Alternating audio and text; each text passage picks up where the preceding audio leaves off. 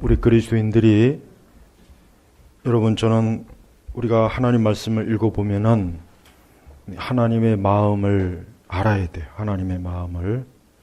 성경 읽을 때, 누군가 여러분에게 편지를 보냈고 어떤 메일을 보냈다고 생각했을 때 그냥 글자를 읽고 그렇구나 하는 것이 아니라 무엇을 알아야 됩니까?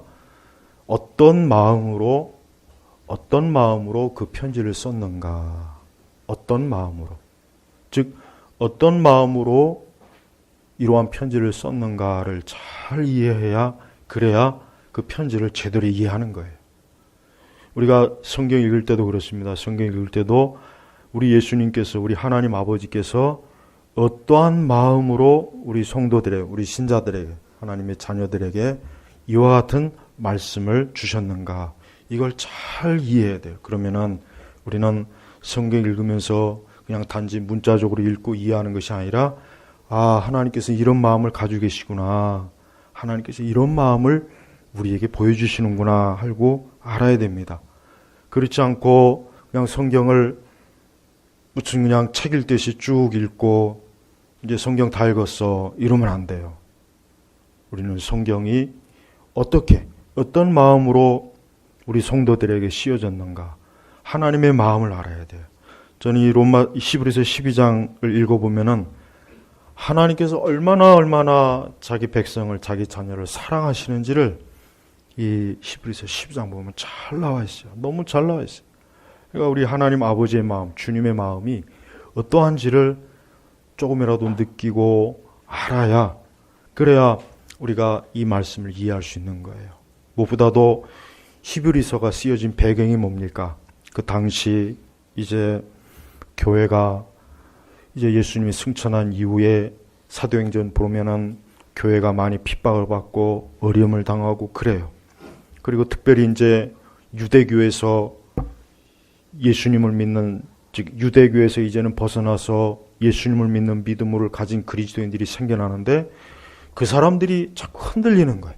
그 사람들이 자꾸 흔들리고 자꾸 낙담하고 영적으로 침체하고 힘들어하고, 그러니까 이 히브리서를 처음에 쓴 이분이 이 사도일 거야 아마.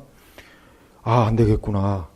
안 되겠구나. 이 유대교로에서 넘어온 이 성도들이 지금 많이 흔들리는구나.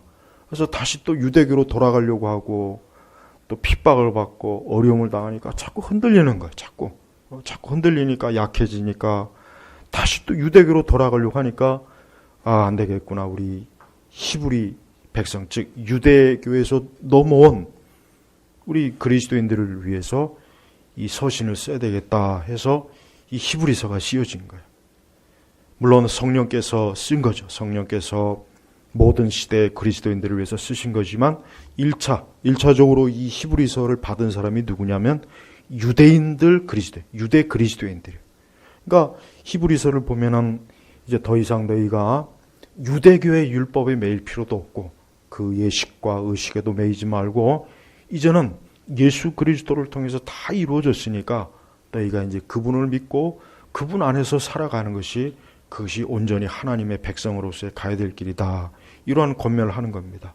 그러면서 또 이제 12장에 들어오면은 이 12장의 말씀을 쭉 보면은 하나님께서 자기 백성에 대한 애정이 드러나. 애정. 그 사랑이 있는 거예요. 사랑. 무엇보다도 그 당시 그 유대교에서 넘어온 유대 그리스도인들을 향한 하나님의 마음이 어떠냐? 무엇보다도 잘 인내라는 거예요. 잘 인내라는 거. 인내. 그러니까 지치지 말고, 지쳐서 또 다시 또 유대교로 넘어가지 말고 끝까지 예수님을 좀 붙잡아라. 끝까지 붙잡고 인내하고 잘 참아라. 지금 그 말씀의 내용이 12장 1절부터 쭉 나오고, 그 다음에 또 하나님의 책망, 주님이 책망하시고 훈계할 때 그것 때문에 또 낙심하지 말고 그것도 역시 잘 너희가 받아들여라. 그렇게 하면서 이제 계속 이제 이 12장의 내용이 지금 이제 들어갑니다. 무엇보다도 여러분, 신앙생활은 우리가 잘 알아야 돼요. 12장 1절에 보면은 그러므로 이처럼 많은 증인들이 구름같이 우리를 둘러싸고 있으니. 여러분, 이 말씀을 어떻게 해석하겠습니까? 이 땅에서 예수님을 믿는 우리 성도들을 하늘의 하나님의 백성들, 우리보다 먼저 주님 앞에 간 그 주의 백성들이 우리를 지켜보고 있는 거예요. 네. 우리를 지금 살펴보고 있는 거예요. 그래서 보십시오.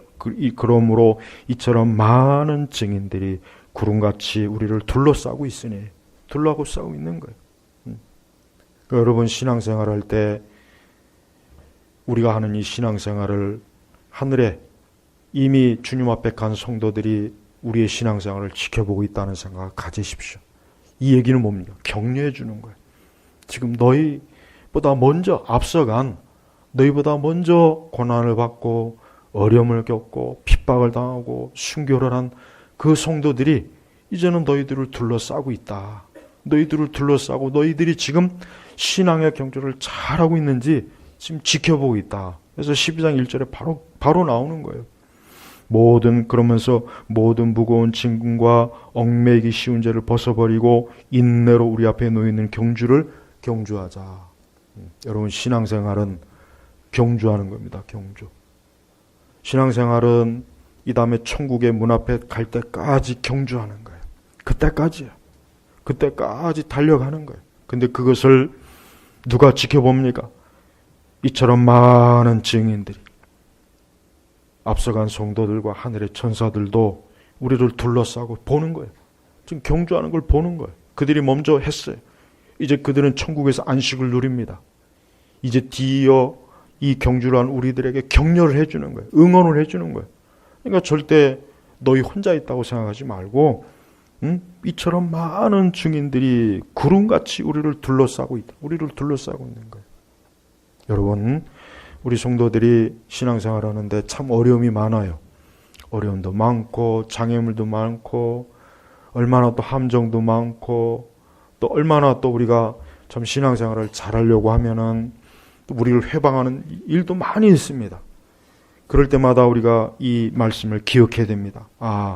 지금 내가 이렇게 신앙생활하고 있는 것을 천국에 있는 하나님의 백성들이 지켜보고 있다.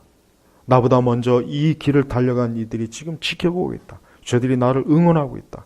그들이 지금 천국에서 안식을 누리면서 나와 함께하고 있다는 것을 안다면 우리는 신앙생활하는 데 있어서 외롭거나 내가 홀로 있거나 아니면 내가 지금 고생한다는 생각을 하지 않을 거예요. 오히려 뭡니까?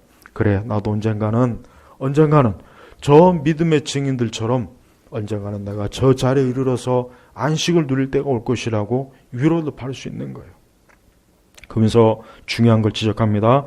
모든 무거운 짐과 얽매이기 쉬운 죄를 벗어버리고, 경주하는 자가 경주할 때 무거운 짐을 메고 하지 않죠. 경주하는 자는 최대한 몸을 가볍게 하죠. 왜? 그래야 빨리 경주할 수가 있는 거예요. 마찬가지입니다. 우리 성도들이 신앙생활 하는 데 있어서 반드시 벗어버려야 될 게 뭐냐? 모든 무거운 짐. 여기서 무거운 짐이 뭡니까? 율법의 짐이에요. 율법의 짐. 더 이상 우리 그리스도인들은 율법의 짐을 질 필요가 없어요. 더 이상 율법의 짐을 매일 필요가 없는 거예요. 율법을 지키려고 애를 쓸 필요가 없어요. 이미 예수님께 다 져셨으니까. 그리고 또 뭡니까? 얽매이기 쉬운 죄를 벗어버리고, 죄. 우리 경주하는데, 우리가 신앙에 경주하는데 가장 우리 경주를 해방하는 게 뭡니까? 죄예요, 죄. 죄입니다. 하여튼 이 죄가 항상 우리를 어때요? 늘 방해해요. 늘 방해합니다. 그리고 마귀는 우리가 신앙의 경주를 하는 데 있어서 어떻게 하면 넘어뜨릴까? 그래서 제일 첫 번째 놓는 게 뭡니까? 죄입니다. 우리가 죄를 짓도록 유혹하고 미혹해서 우리로 하여금 그 죄에 걸려 넘어지게 하는 거예요. 그래서 얽매이기 쉬운 죄를 벗어버리고, 그러니까 죄를 멀리해야 돼요. 죄를 가까이 하면은 우리의 신앙의 여정이 어때요? 힘들어요. 고단해요. 그리고 경주를 제대로 할 수가 없어요. 경주하는 자가 빨리 달려가고 빨리 결승점까지 가야죠. 목표점까지 가야죠. 그런데 이 죄는 그런 경주를 방해하는 거예요. 그런 죄를 계속해서 우리 경주를 어때요? 자꾸 해방하는 거예요. 경주를 제대로 못하게. 중간에서 자꾸 경주를 포기하거나 아니면은 엉뚱한 길로 가게 하거나 그릇된 길로 가게 하거나. 그래서 마귀와 세상은 어때요? 항상 성도들이 신앙의 경주를 하는 데서 늘 해방합니다. 그래서 우리가 이 말씀처럼 얽매이기 쉬운 죄를 벗어버리고 죄에 매이지 말라는 거예요. 죄에 매이면 안 돼요. 죄에 한번 매이게 되면은 좀처럼 벗어나기가 어렵습니다. 자꾸 죄에 빠져요. 자꾸 죄에 빠지고 자꾸 얽매여져요. 얽매인다는 표현 자체가 뭡니까? 거기에 어때요? 내가 노예가 되는 거예요. 그 죄의 종로로 탄다 그러죠, 성경은. 죄의 종로로 타는 거예요. 그러니까 애초부터 죄의 종로로 타지 않도록 너희가 죄에 얽매이지 말아라. 죄라고 여기는 것은 단호하게 거부해라. 멀리해라. 가까이 하지 말아라. 그 죄가 어떤 종류의 죄든 그거는 반드시 너가 천국에 가는 그 경주를 하는 데 있어서 반드시 너의 발목을 잡고 너를 실족시키고 넘어뜨리고 아니면 엉뚱한 길로 빠지게 해서 반드시 너를 그릇되게 할 것이다. 지금 그렇게 이 말씀에서 우리에게 경고하는 것입니다. 그래서 우리는 하나님 나라에 가기까지 어때요? 인내로 우리 앞에 놓여있는 경주를 경주하자. 인내. 오래 참는 겁니다. 이게 참 어려워요. 오래 참는 게 어렵죠. 쉽지가 않죠. 일단 오래 참는 것 자체가 어려운 거예요. 참아야 돼요.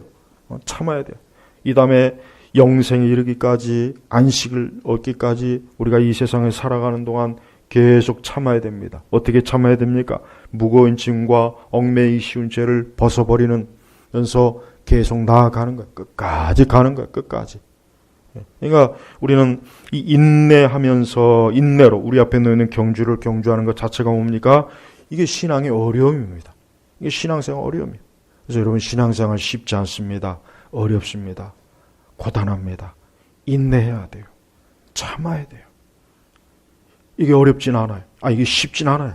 이게 굉장히 아주 무수한 방해도 있고 어려움도 있고 고단함도 있고 피곤하기도 하고 매이기도 하고 그래서 이 성경 말씀에도 인내로 그러니까 즐겁게 경주하자고 하지 않잖아요.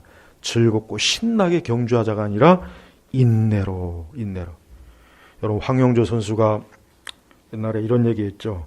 황영조 선수가 그 연습하는데 얼마나 힘들면 마주오는 차에 그냥 막 들이받고 그냥 죽고 싶을 정도라고 했어요. 황영조 선수가 그런 얘기를 했어요. 얼마나 이 마라톤 이게 힘든지 이게 연습하러 달리는데 차가 이렇게 마주올 거 아니에요. 그냥 거기에 콱 치여박아서 그냥 죽고 싶다 그런 마음이 들었대요. 정말 얼마나 힘들었으면 그랬겠습니까? 얼마나. 그렇지만 그렇게 힘들게 훈련을 거치니까 결국은 어때요? 올림픽에서 메달을 따졌습니다. 금메달.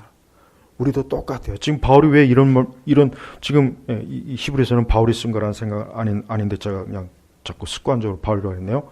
이 히브리서 기자가 그 당시에 그리스 로마의 그 육상 경주를 보면서 그래 우리 그리스도인들이 저렇게 달려야 되는 거야. 저렇게 인내하면서 달려야 되는 거야. 저렇게 막 땀을 흘리고 숨이 헉헉거리고 당장이라도 쓰러질 것 같지만 목표점까지 달려야 되는 거야.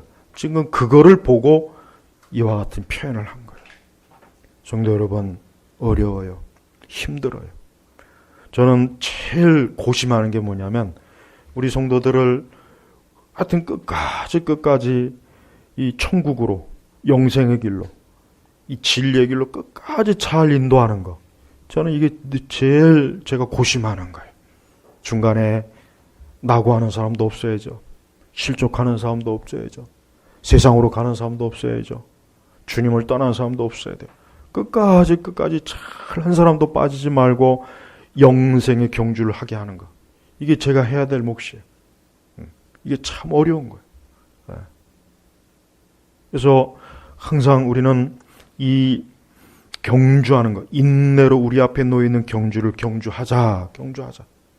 우리보다 앞섰던 믿음의 선배들도 그렇게 했다. 그렇게 해서 이제 그들이 지금 안식을 누리고 있는데 그들이 우리를 지켜보는 거예요.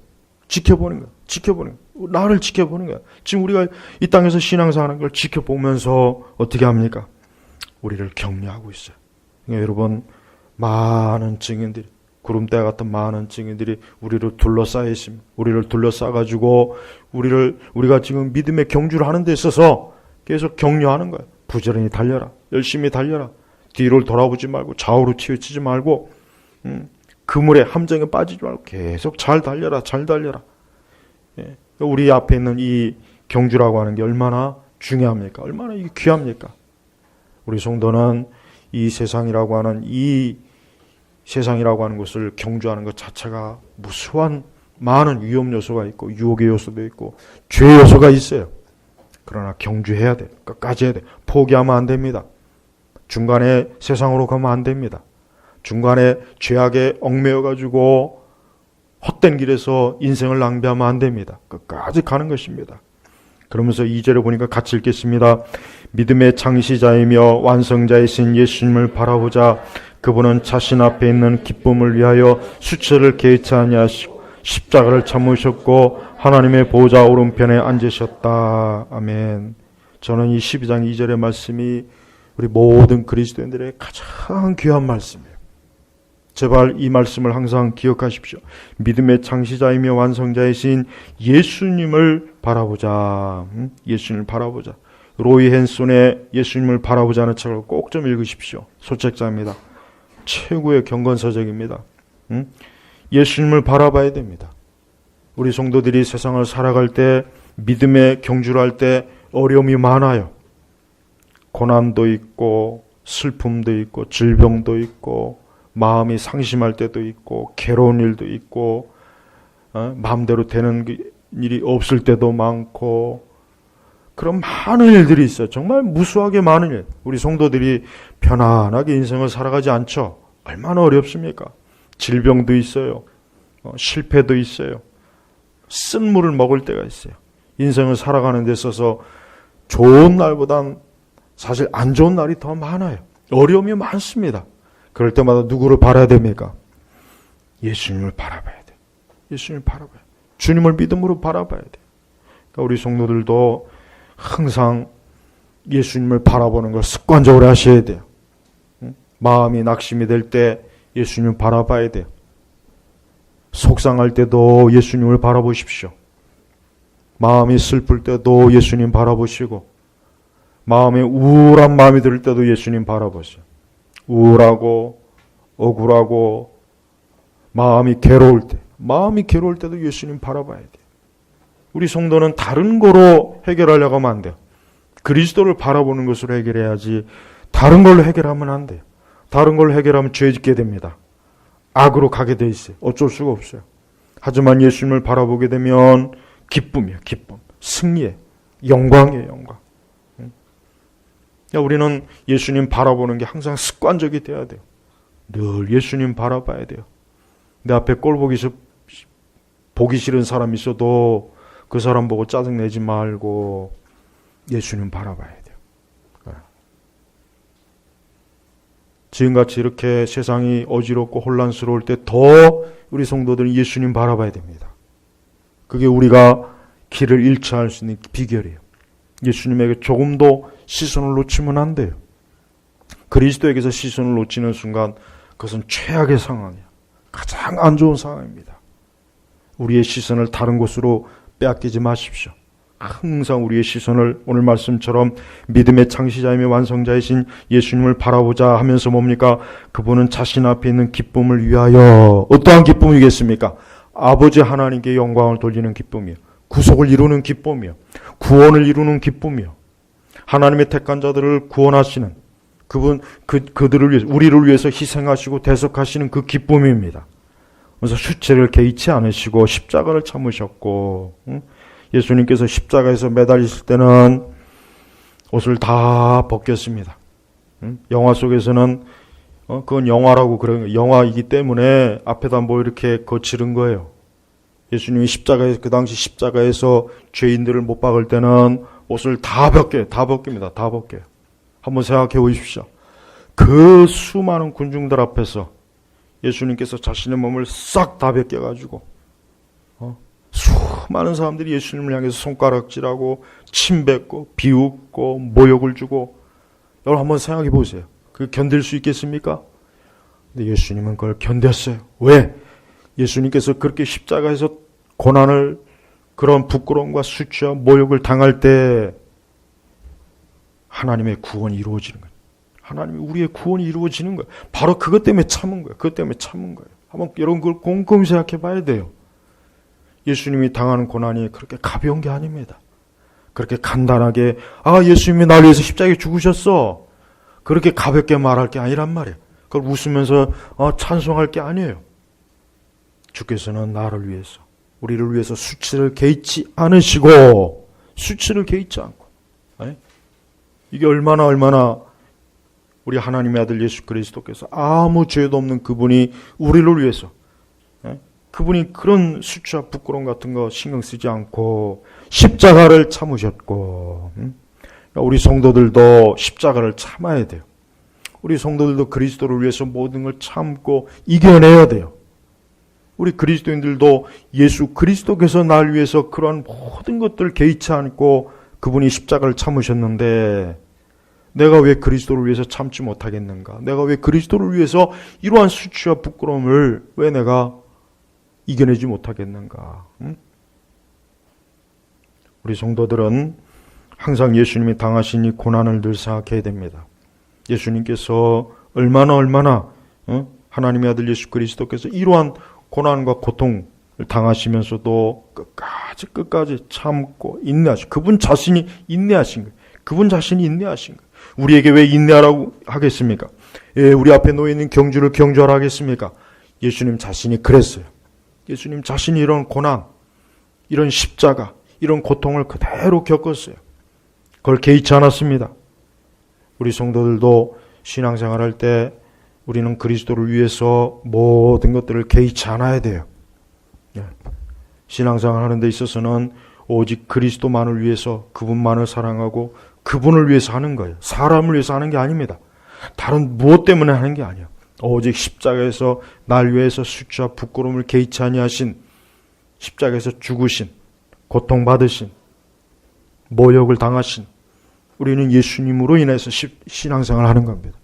신앙생활을 할 때 우리 자신이 언제나 그리스도와 단둘이 있어야 돼요. 그리스도 외에는 우리의 신앙생활에 무엇이 끼어들면 안 돼요. 사람이 끼어들어서도 안 됩니다. 환경이 끼어들어서도 안 됩니다. 오직 예수님과 나 사이, 그분의 십자가를 앞에다 딱 생각해 보십시오. 그분이 날 위해서 하신 일을 생각해 보십시오. 그렇다면 우리가 그리스도를 위해서 하지 못할 일이 뭐가 있겠습니까? 우리는 그리스도 그분이 하신 일을 곰곰이 깊이 생각할 줄 알아야 돼요. 너무 예수님이 하신 일을 몰라요. 예수님이 하신 일에 대해서 전혀 생각이 없어요. 그분이 어떠한 일을 하셨는지에 대한 그 어떤 마음도 없는 것 같아요. 생각도 없고 감정도 없고 그냥 예수님. 하지만 예수님이 이러한 어려움을 겪은 거 알아야 돼요. 그러면서 하나님 보좌의 오른쪽에 앉으셨다. 우리는 하늘 보좌 우편에 예수님이 앉으셨다고 그러죠. 맞아요. 하지만 예수님께서 하늘 보좌 우편에 앉으시기 전까지의 그 예수님의 여정이 어떻습니까? 많은 고통이에요. 고난이에요. 괴로움이에요. 쓴물이에요. 가시입니다. 채찍입니다. 피 흘림입니다. 물을 쏟아냈습니다. 그분의 몸에 상처가 입었습니다. 이게 바로 예수님께서 십자가의 오른쪽에 앉기 전에 예수님의 모습이에요. 우리도 이 다음에 천국에 가기 전까지는 이 땅에서 많은 고난을 겪어요. 어려움을 겪어요. 우리는 이거를 지루해하면 안 됩니다. 이걸 괴로워하면 안 돼요. 오히려 신앙의 여정을 그리스도를 위해서 매일매일 인내하면서 잘 참아내는 거예요. 하지만 그 끝은 어때요? 영광이에요. 영광. 큰 영광이었어요. 얼마나 좋은 영광입니까? 그러니까 이런 좋은 영광을 우리가 앞에다 두고 있어요. 그러니까 조금만 참으면 돼요. 우리 성도 여러분, 천국의 길은 멀리 있는 게 아니라 가까워요. 멀리 있는 게 아니에요. 먼 것 같지만 사실은 먼 게 아닙니다. 가깝습니다. 정말 가까워요. 그러니까 하나님께서는 이와 같은 말씀대로 잘 경주해라. 멀지 않으니까 경주하라는 거예요. 그래서 3절에 보니까 너희는 피곤하여 낙심하지 않도록 죄인들이 자기에게 거역한 것을 이렇게 참으신 분을 생각하라. 너희는 피곤하여 낙심하지 않도록. 그러니까 그 당시 초대교회 성도들이 어땠냐면 굉장히 힘들었던 거예요. 핍박 때문에, 특히 핍박 때문에. 그래서 여기 11장 이후에 보면은 그 구약의 선지자들부터 해가지고 고난받는 것들을 지금 계속 기록해 놨잖아요. 야, 구약의 이런 선지자들도 이런 어려움을 겪었지 않냐. 그러니까 너희가 지금 피곤하고 낙심한 건 아는데, 그러나 그 죄인들을 자기에게 그런 것을 이렇게 참으심. 예수님께서 우리 죄인들을 위해서 인내해 주신 걸 한번 생각해라. 생각해봐라. 그러니까 모든 걸 예수님과 연관시키는 거예요. 그러니까 우리 성도들은 인생의 모든 것들을 예수님과 연관시켜야 돼요. 모든 것들을 예수님과 연관시켜야 돼요. 그게 믿음 생활, 그게 예수님 믿는 겁니다. 모든 걸 예수님과 연관시켜야 돼요. 내가 어려움이 오고 힘들 때가 오면 예수님께서도 이렇게 힘들고 어려운 때를 다 거치셨지. 그러니까 예수님이 그 일생을 보면은 예수님은 정말 고난을 많이 겪으셨어요. 힘들었어요. 고단했어요. 피곤했어요. 그러니까 우리는 매사에 예수님과 늘 우리 자신을 결부시켜야 돼요. 예수님도 이런 길을 가셨고, 예수님도 이런 것들을 경험하셨고, 예수님께서도 이런 것들을 당하셨고, 매사에 우리는 예수님에 대해서 우리가 연계시켜야 됩니다. 그래서 이렇게 참으신 분을 생각하여라. 그러니까 히브리서 기자는 계속해서 그 당시 성도들에게 예수님을 바라보라, 예수님을 생각해라, 예수님에게 너희 자신을 맞추라. 오직 예수님에게 자꾸 초점을 돌리는 거예요. 우리도 마찬가지입니다. 우리 신약교회 성도들도 우리는 예수님에게 우리 자신을 대비시켜야 돼요. 우리 자신의 인생을 그리스도와 언제나 연관시켜야 돼요. 우리는 분명히 그리스도와 연계된 사람이에요. 중생하고 거듭나면 언제나 예수 그리스도와 연계되어 있어요. 예수님 믿지 않는 사람들은 예수님과 아무 상관이 없지만 우리 성도들은 상관이 있는 거예요. 그래서 4절에 굉장히 중요한 말씀입니다. 같이 읽겠습니다. 너희가 죄와 싸우나 아직 피를 흘리기까지 대항하지는 않았다. 했습니다. 그러니까 얼마나 이 신앙생활이라고 하는 게 힘겨운 싸움이에요. 그것도 죄와의 싸움입니다. 그런데 아직 피를 흘리기까지는 대항하지 않았다. 예수님께서는 피 흘리기까지 십자가에서 그분이 고난당하셨는데 아직 너희들은 그렇게까지는 하지 않았지 않느냐. 너희가 죄와 싸우나 아직 피 흘리기까지는 대항하지는 않았다. 그러니까 가장 쉽게 얘기하면 엄살 부리지 말라는 거예요. 사실은 제일 쉽게 내가 주석을 붙여놓으면 엄살 부리지 말아라. 너희가 아직까지 피 흘리기까지는 싸우지 않았고 너희가 그렇게까지는 하진 않았어. 그러니까 자꾸 그렇게 나약하면 안 돼. 용기를 잃으면 안 돼. 믿음을 잃으면 안 돼. 너희가 끝까지 죄와 싸우고 인내하고 경주를 해야 되는 거야. 그러한 일에 지치지 마. 낙심하지 마. 그러한 일에 포기하거나 뒤로 물러가지 말고 끝까지 가라 이거예요.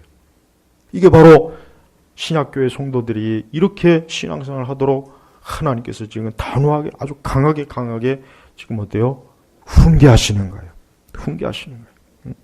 우리도 마찬가지입니다. 우리가 이 세대에서 믿음 생활하려면 힘써 싸워야 됩니다. 힘써 싸우는 거예요. 인내해야 되는 거예요. 견뎌내야 되는 거예요. 그것을 기어코 극복하겠다고 하는 믿음을 가지고 계속해서 믿음의 길을 달려가는 것입니다. 이게 하나님 기뻐하는 거예요. 이게 기뻐하는 거예요. 우리 성도들은 절대 편안한 신앙의 여정을 생각하면 안 됩니다. 편안한 신앙의 여정은 없어요. 편안하게 신앙생활하는 길은 어디에도 없습니다. 예수님 자신도 그런 길을 가지 않았고 선지자들도 사도들도 또 우리의 신앙의 선배들도 편안한 신앙의 길로 간 적이 없어요. 다들 뭡니까? 피 흘리기까지 힘써 애쓰고 인내하고 경주하고 이게 우리 성도예요. 이게 우리가 가야 될 길이에요. 그러니까 우리는 이 세상 사람들과는 다릅니다. 신자는 달라요. 신자는 다릅니다. 이 땅에 살고 있지만 우리 그리스도인들은 달라요. 믿지 않는 사람하고는 우리 가는 길이 다릅니다. 그들은 지금 다른 길로 가고 있어요. 그러나 우리는 지금 어때요? 경주를 하고 있는 거예요. 천국으로 가는 경주를 하는 거예요. 영생의 길을 가는 경주를 하는 거예요. 그러니까 우리는 전혀 다른 거예요. 인생을 살아도 성도와 믿지 않는 불신자의 인생은 전혀 다릅니다. 그대로 의미가 없어요. 불신자들의 삶에는 아무 의미가 없어요. 목적이 없어요. 그냥 매일매일 주어진 삶을 사는 거예요. 그러다 때가 되면 늙고 병들고 죽는 것입니다. 그러나 우리 성도들은 그게 아닙니다. 우리 성도들은 목적이 있어요. 종착점이 있어요.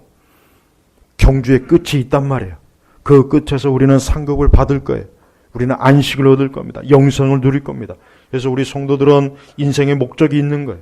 그래서 성도들은 인생을 살아도 흐지부지 사는 게 아닙니다. 하나님께서 정해준 목적을 갖고 계속해서 경주하는 거. 또 경주하고 또 경주하고 경주하고. 근데 이게 영원한 게 아니라 반드시 끝이 있어요. 경주는 끝이 있는 겁니다. 영원한 경주가 어디 있습니까? 반드시 끝이 있어요. 그러니까 그 끝에서 면류관을 받을 걸 생각하고 여러분 인내하십시오. 오늘도 참고 내일도 인내하고 예수 그리스도께서 십자가를 그 부끄러움을 개의치 않냐고 나를 위해서 고난당하신 것도 생각하고 그 모든 것들을 염두에 두고 계속해서 나아가는 한 걸음 한 걸음 한 걸음 천국으로 가는 것입니다. 이게 신앙, 이게 신앙입니다. 이게 믿음 생활입니다. 경주하는 자는 이런저런 거에 매이지 않죠. 하는 자는 경주하는 것 외에는 생각하지 않아요. 경주하는 자가 온갖 것들을 생각하고 어떻게 경주하겠습니까? 오직 저 경주에서 내가 이기리라, 승리하리라, 내가 반드시 1등을 하리라, 금메달을 따리라. 바로 그겁니다. 우리 성도들은 이 세상을 살아가는 목적 자체가 뭡니까? 이 세상이 아니라 경주는 결국 궁극적으로 신앙의 경주에서 승리하기 위해서 사는 거예요. 신앙의 경주에서 승리하는 게 우리의 목표입니다. 이게 목표. 우리는 절대로 세상의 목표가 아니에요. 세상이 우리의 궁극적인 목표는 한 가지도 없습니다. 경주에서 승리하겠다. 결국은 이기겠다. 내가 반드시 저 영원한 안식의 마지막 피날레를 끊겠다. 내가 저기에 서겠다. 저 목표의 자리에 서겠다. 내가 저 영생과 영원한 안식의 자리에 서겠다. 이게 우리의 경주의 목적입니다. 목적이에요. 우리는 오늘도 내일도 그 다음도 우리에게 주어진 시간을 하나님께서 하시니까 그 시간까지 매일매일 나아가는 것입니다. 하나님께서 이와 같은 말씀으로 당시 히브리 교인들에게 지금 얘기하는, 그러면서 5절에 보면은 하나님께서 아들들에게 하듯 너희에게 말씀해 주신 권면을 잊었다. 나의 아들아, 주님의 훈계를 가볍게 여기지 말고 그분께 책망을 받을 때 낙심하지 마라. 주께서 사랑하는 자를 훈계하시고 받아들이는 아들마다 책짓을 하시기 때문이다. 훈계를 참아라. 하나님께서 너희를 아들같이 대우하신다. 아버지가 훈계하지 않는 일이 어디 있느냐 했습니다. 하나님께서 왜 자기 백성들을 훈계하겠습니까? 그건 그들이 끝까지 경주에 승리하도록 하기 위해서 한 거예요. 승리하도록 하기 위해서요. 이게 목적이에요. 훈계의 목적은 다른 게 아닙니다. 우리가 끝까지 영생에 이르도록, 영원한 안식에 이르도록 하기 위해서 우리에게 책망도 하시고 훈계도 하시고 하나님께서 징계도 하시는 거예요. 그러니까 훈계하지 않고 징계하지 않는 건 그건 하나님의 자녀가 아니에요. 아들이 아니에요. 그래서 우리는 어떤 일이 있어도 하나님께서 나에게 훈계하실 때 설교를 크게 하면 저게 더 크게 하는 것 같아요. 참 똑똑한 개네 아주. 훈계를 참아라 그래서 참아라. 여러분이 말씀을 읽다가 제발 내 마음에 드는 말씀만 읽지 말고 내 마음에 들지 않는 말씀도 좀 읽으세요. 내 마음에 드는 말씀만 읽지 말고 내 마음에 안 드는 말씀도 읽으세요. 내 마음에 안 드는 말씀도 읽고 그래 내가 이 말씀대로 믿어야지, 이 말씀대로 살아야지, 그렇지 내가 이 말씀대로 살지 않았구나, 내가 불순종했구나, 내가 이 말씀의 뜻대로 하나님의 뜻을 따르기 싫어하는구나. 그게 훈계를 참는 거예요. 훈계를 잘 받아들이는 거예요. 그 사람이 진짜 하나님의 자녀예요. 그러니까 제발 듣기 좋은 말만 들으면 안 돼요. 옛날에 그 성도들은 교회에서 책망을 많이 받았습니다. 교회에서 책망도 많이 받고 훈계도 많이 들었어요. 근데 지금은 이제 그게 거의 없죠. 항상 좋은 말만 하죠. 항상 좋은 말, 듣기 좋은 말 하죠. 근데 그거는 성경적으로도 좋은 게 아닙니다. 분명히 하나님께서 나의 아들아, 주님의 훈계를 가볍게 여기지 말고 그분께 책망을 받을 때 낙심하지 마라. 주께서 사랑하는 자를 훈계하시고 받아들이는 아들마다, 그러니까 하나님이 사랑하시니까 너희가 끝까지 경주를 잘해서 영생에 이르기를 원하시니까 하나님께서 너에게 채찍도 훈계도 책망도 하시는 거다. 그러니까 낙심하지 말아라. 낙심하지 말고 잘 참아라. 잘 참아라. 그게 바로 하나님이 너희 아버지가 된 증거 아니겠느냐. 이렇게 말씀하는 거예요. 그래서 우리는 어떤 일이 있어도 하나님께서 우리에게 하시는 훈계를 잘 들어야 됩니다. 8절 이후로 보면은 모든 아들이 받는 훈계를 너희가 받지 않는다면 너희는 사생자이고 친아들이 아니다. 육신의 아버지가 우리를 훈계하여도 우리가 존경하니 하물며 모든 영의 아버지께서는 더욱 복종하여 살려고 하지 않겠느냐. 우리는 이 훈계가 11절 말씀처럼 모든 훈계가 그 당시에는 즐겁지 않고 슬퍼 보이나 후에 그것으로 단련된 자들에게는 의와 화평의 열매를 맺게 한다. 그래서 의와. 그러니까 하나님께서 자기 백성을 훈계하는 목적이 뭐겠습니까? 의와 화평의 열매를 맺게. 의와 화평의 열매를 맺는. 네. 우리는 어떤 훈계든지 올바른 훈계를 잘 듣고 책망을 잘 들어야 돼. 그럴 때 하나님께서 여기 약속하신 것처럼 의와 화평의 열매를 맺게 한다. 맺게 한다 했어요. 그러니까 하나님께서 궁극적으로 자기 백성을 향한 뜻은 결국 이렇게 좋은 거예요. 하나도 나쁜 게 없어요. 그것이 책망을 하던 교훈을 하던 채찍질을 하던 궁극적으로 우리에게 유익한 거예요. 우리의 유익입니다. 우리를 더 위하신, 우리를 사랑하시는 거예요. 우리에게 은혜를 주시는 거예요. 우리에게 긍휼을 베풀어 주시는 거예요. 그러니까 훈계를 잘 받아들여야 됩니다. 하나님의 말씀의 책망을 잘 받아들이고 우리에게 잘못되고 그릇된 것이 있으면 빨리 회개하고 우리의 경주를 방해하는 것들이 있을 때는 빨리빨리 그것을 정리하고 끊어버리고 경주하는 데 힘써야 돼요. 경주하는 데. 예. 성도는 다른 게 아닙니다. 이 세상을 살아갈 때 성도의 궁극적인 목적은 영원한 안식의 그 끝에 이르는 거예요. 안식, 영생의 끝에 이르는 게 우리 성도들의 목적이에요. 지금 우리는 그 과정을 가는 거예요. 그 과정을 지금 가고 있습니다. 그게 목적이에요. 그리스도인의 인생은 단순합니다. 성도의 인생은 이 세상, 이 애굽이라고 하는 세상에 어떤 위대한 업적을 남기는 게 아니에요. 피라미드를 만드는 게 아니에요. 저 롯데월드를 만드는 게 아닙니다. 우리는 이 다음에 영원한 안식, 천국의 안식을 누리기, 우리는 그것에서 영생을 누리는 거예요. 그게 궁극적인 목적이에요. 이것을 위해서 우리는 살아가는 겁니다. 이런 것을 위해서 살아가는 성도들에게 있어서 이 세상을 우리에게 얽매이게 하면 안 돼요. 세상 거에 얽매이는 거 보십시오. 그들에게 뭐가 있습니까? 슬픔이 있어요. 괴로움이 있어요. 이 세상 거에 얽매이는 세상 사람들을 가만히 보면은 그들이 얽매이는 그것 때문에 그들은 계속 슬퍼해요. 우울해합니다. 마음의 상처를 받습니다. 괴로워합니다. 마음이 상해요. 굉장히 고통스러워해요. 왜? 세상에 얽매이니까. 자꾸 얽매이니까. 우리는 얽매이면 안 돼요. 얽매이지 말고 홀가분하고 가볍게. 그러니까 인생의 궁극적인 목적을 그리스도에게 두고 영생에 두는 사람은 세상을 그렇게 얽매이지 않아요. 자꾸 이 세상에 얽매이니까 온갖 죄를 짓게 되는 겁니다. 자꾸 죄를 짓게 되는 거예요. 여러분, 우리의 자녀를 아무리 잘 길렀다고 쳐봐요.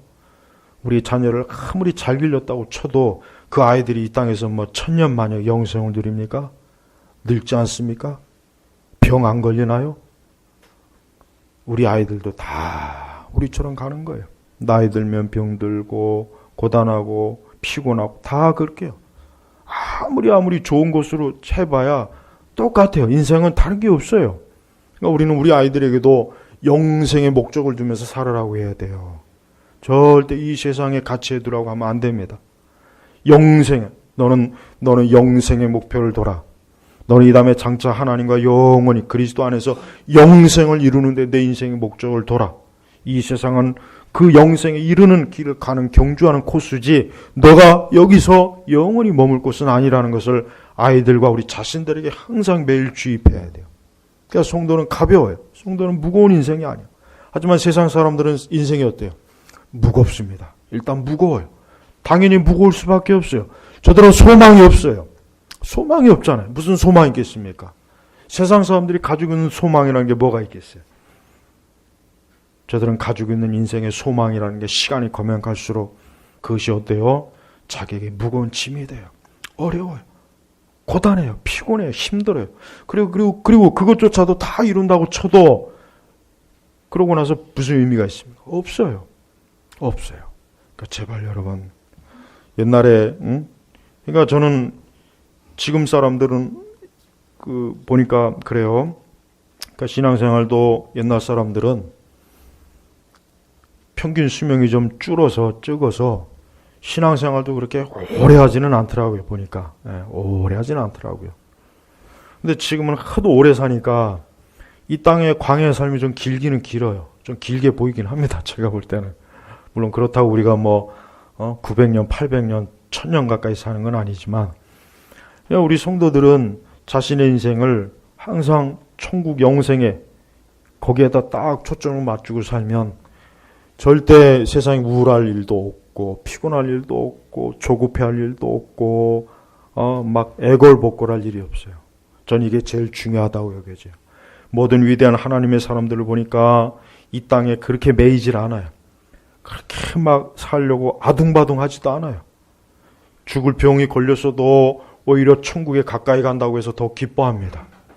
정말 그래요. 그러니까 지금 우리 시대 그리스도인들은 하나님 그리스도께 이르는 그런 영생의 안식보다는 어떻게 하면 이 땅에서 모든 걸 더 오래 누릴까? 어떻게 하면 더 행복해 볼까? 어떻게 하면 더 이 세상에 많은 걸 얻어볼까? 이게 목적이 이게. 얽매이고 있잖아요. 얽매이고. 거기에 무슨 기쁨이 있겠어요? 거기에 무슨 안식이 있겠어요? 계속 초조하고 불안하고 두렵고 근심되고 염려되고 얽매이니까 그러니까 얽매이니까. 얽매이지 않은 사람은 그럴 일 자체가 없습니다. 얽매이지 않는 사람은 그런 일 자체가 얽매이지 않은 사람에게 뭐가 그렇게 급할 게 있고 초조할 게 있고 뭐가 그렇게 괴로워할 일이 뭐가 있겠습니까? 그러니까 그래서 여기 보니까 무거운 짐과 얽매이기 쉬운 죄 이걸 왜 자꾸 벗어버리냐? 얽매이면 안 되는 거예요. 성도는 얽매이면 안 돼요. 성도는 모든 걸 하나하나 다 정리해야 돼요. 하나하나 자꾸 정리해야 돼요. 하나님 나라 갈 준비해야 돼요. 하나님 나라 갈 준비하고 내가 영생의 일을 준비를 하고 그렇게 사는 거예요. 보이는 이 세상 너무 이 보이는 세상 바라보지 마세요. 여러분 이 세상이 뭐가 중요합니까? 우리는 보이지 않는 세상을 향해 지금 나아가는 거예요. 이 세상이 뭐가 그렇게 대단합니까? 세상이 이렇게 대단할 거 없어요. 세상이 뭐가 그렇게 세상 제 아무리 대단해봐야 시간 지나면 다 쇠퇴하고 무너지고 낡아져요. 아무것도 없어요. 남는 거 없습니다. 남는 게 뭐가 있습니까? 없습니다.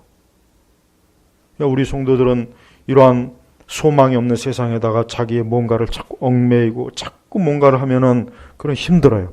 경주 자체가 힘듭니다. 경주 자체가 힘들어요. 이거 얽매이면 안 돼요. 가볍게 하나님께서 인도하는 대로 그냥 가면 되는 거예요.